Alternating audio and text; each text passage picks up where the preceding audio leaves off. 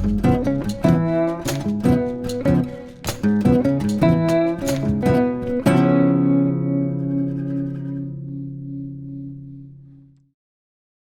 everybody, a warm welcome back to another episode of New Arrivals. We've been offline for a couple of weeks, but we are back online and ready to show you some very nice guitars in this video. So we will not wait too long and start off with the first one. So this is a beautiful LG1 from 1965, beautiful original finish, mahogany back and sides, spruce top, and the biggest difference between the LG1, the LG2 and the LG3 is that this LG1 has a leather brace instead of an X brace, and that makes it sound a little bit softer, which is super nice for recording and singer-songwriting. If your voice is not too loud, then this is a very good guitar to accompany you.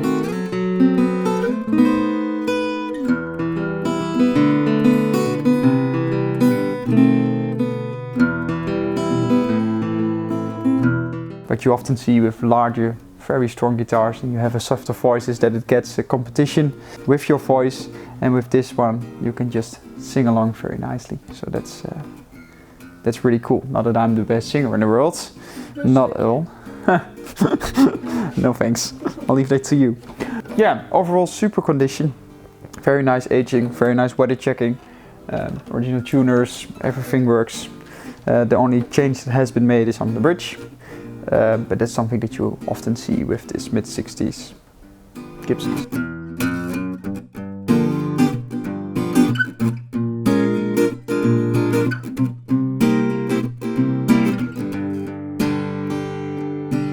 So for the next one we go forward in time, because this is brand new, 2022, and this is the very first one that we actually have. So this is a George Lowden Mastermade guitar.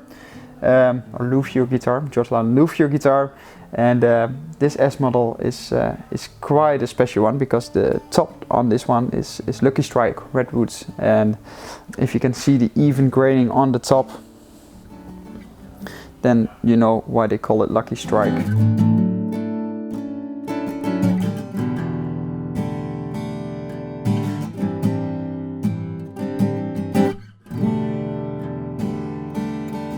So George Lowden builds these guitars together with his son, and he uses all different kinds of super nice tone woods. So for instance, the Macassar ebony here on the back, which is super nice. There's even a flame here in the middle piece of the 5-piece neck, so everything is dialed in together, everything is matched together and built super nice. Another very nice detail what I like is, for instance, the butterfly inlay here, but also the rosette, how it's done. So they're all different pieces set together just differently, and it makes it really appealing to the eye. They're super rare, only a few a year are being made, and we were super stoked to finally get our hands on one.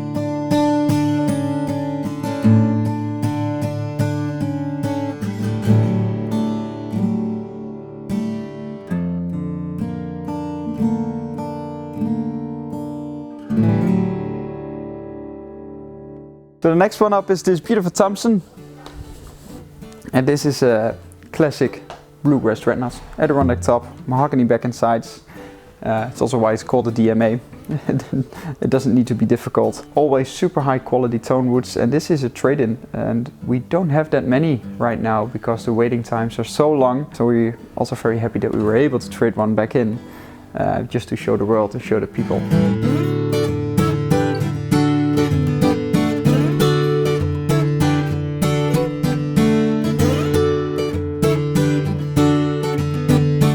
I think this is one of these guitars that you need to hear on a video, and even better, play in real life in our store. So feel free to come over and try it out. The condition of this guitar is like new. It's super. There's hardly even a scratch on the pickguards. So.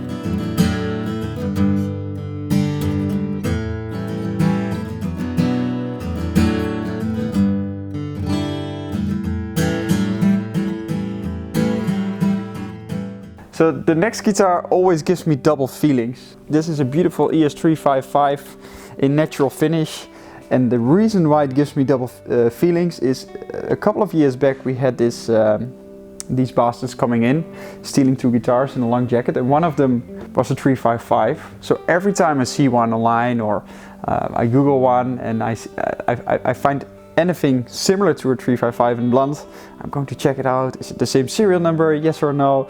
And of course this one is brand new, so I didn't have to check that, but it always stays in the back of my head. But enough about that.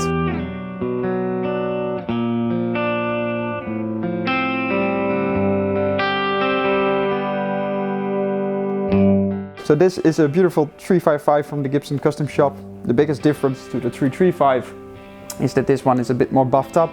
It has very nice gold hardware, ebony fretboard, block inlays, bound headstock, inlays of course everywhere.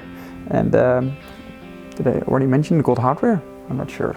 But also gold hardware, which tops it off really nicely with the blonde finish. We got a batch in of hollow bodies. It's also one of the reasons why we had to pick it, because right now, if you come to the store, you can try out many different 335s and 355s, which is pretty cool and pretty rare these days, because Gibson is not sending off that many of them.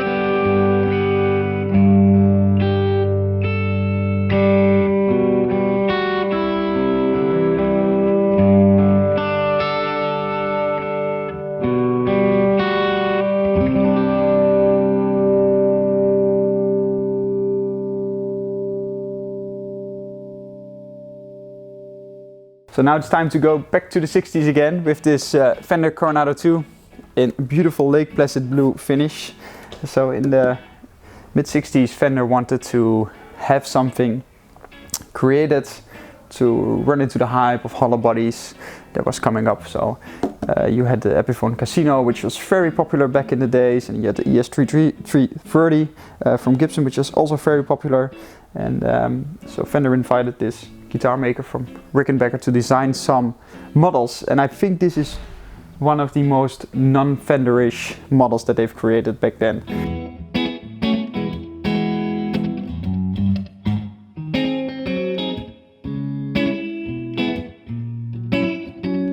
Of course, Fender was known for the solid bodies, but they kept some really cool features like the bolt-on neck, which was quite unique for a hollow body. It's a really cool instrument. So overall condition is super nice. We're still doing a bit of digging on all the hardware and that sort of stuff, but you can find that online on our website as soon as this video pops online. And of course the Lake Placid blue finish with the matching headstocks is just absolutely killer looking. And especially when you get a bit of wear and tear here on the edge. I love that patina.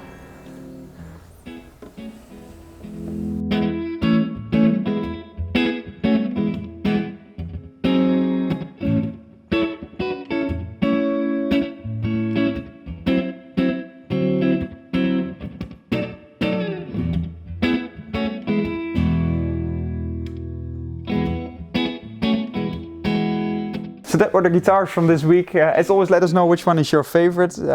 I hope we give you a good demonstration of the nice guitars that came in. And if you have any questions, feel free to reach out to us. Go to the website, go to our chat service. We're here 7 days a week, so yeah, happy to help you. Thank you very much for watching, and I hope to see you in the next episode. I'm on holiday for a couple of weeks, so Milo will take my place for the next weeks. I'm sure that he is just as excited about guitars as I am. So yeah, see you after my holiday. Bye bye. Cheers. Hoi.